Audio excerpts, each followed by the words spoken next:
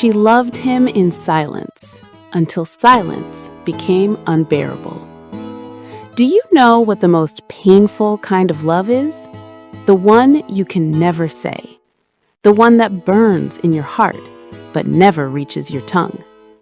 This is the story of a princess who hid a secret for years, and when the time came to speak, it was too late. Or maybe there was still time. Her name was Amelia, Princess Amelia, 21 years old.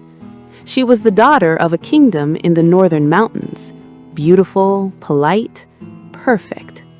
But in her heart, there was a secret she had kept hidden for 10 years. The story begins when Amelia was 11. That day, a boy came to the palace. His name was Eden. He was the son of a royal guard from a common family. But there was something special about him. There was kindness in his eyes. There was truth in his smile. Amelia and Eden became friends. They played together, laughed together. For the first time in her life, Amelia met someone who didn't see her as a princess, but simply as Amelia. At 15, Amelia realized something. This wasn't friendship. This was love. But how could she say it? She was a princess. Eden was an ordinary boy. Society would never accept it. So she stayed silent. 16, 17, 18, years passed. She laughed with him, talked with him, but never told him that every time she saw him, her heart beat faster. At 21, Amelia was still silent, and the silence was eating her alive. One day, the king announced, "Amelia is to be betrothed." Her heart sank. "To whom?" she asked softly. "To Prince Ulrich of the Western Empire." A powerful, wealthy prince, a perfect alliance, a perfect union. But Amelia didn't love him. Her love was Eden. That night, she cried alone in her room. "What should I do?" she whispered. The next day, Eden found her in the garden. "Amelia, are you all right?" She forced a smile. "Yes, just a little tired." He looked closer. "Were you crying?" She turned away. "No." "Don't lie," he said gently. "I've known you since we were children." Her throat tightened. "Eden, if I tell you something, would you understand?" "Always." She was about to speak, but a maid rushed in. "Princess, Prince Ulrich is arriving. You must prepare." The moment shattered. Amelia inhaled slowly. "Eden, it's nothing. Forget it." And she walked away. Eden stood there, confused. A week later, Prince Ulrich arrived. Handsome, polite, perfect. But when he looked at Amelia, he saw a political alliance, not a heart. Amelia smiled, nodded, obeyed. But inside, something was breaking. One evening, she found Eden in the garden again.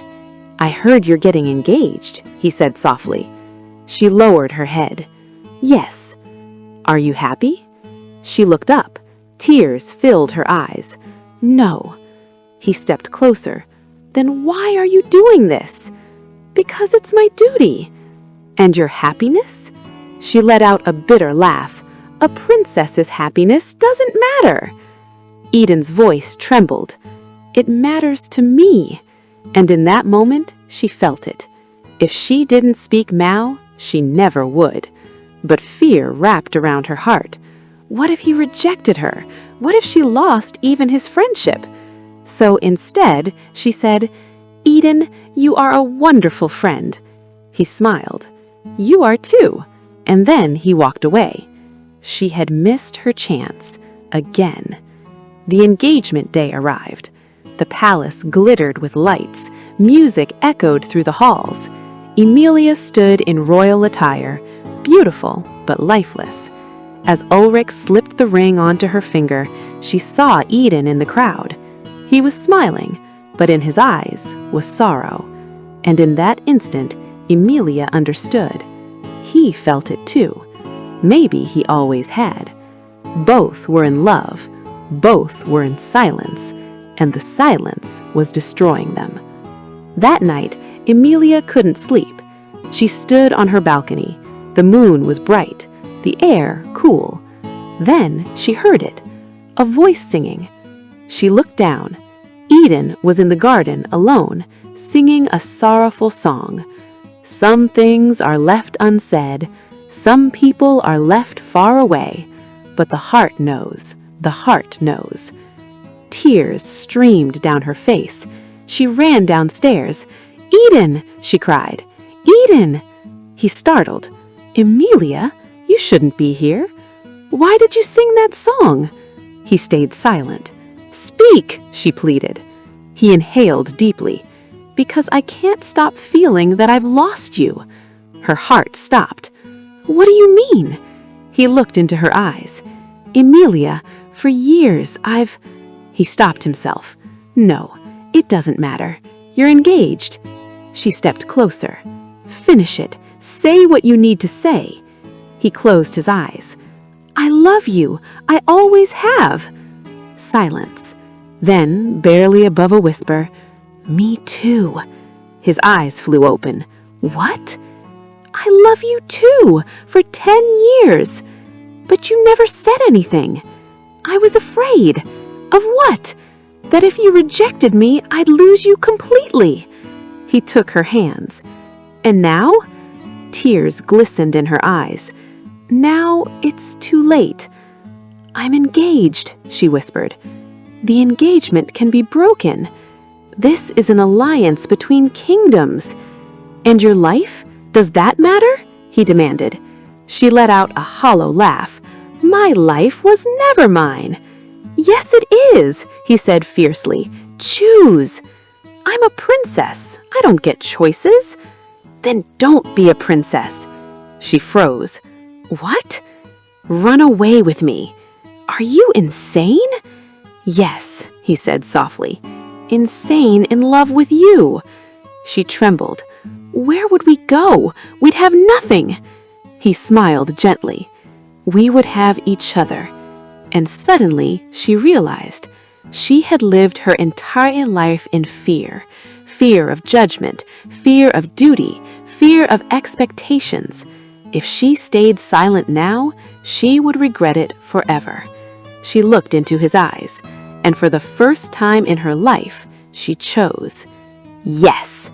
His breath caught. "Really?" "Yes. I've wasted 10 years in silence. Not anymore." That night, she wrote a letter.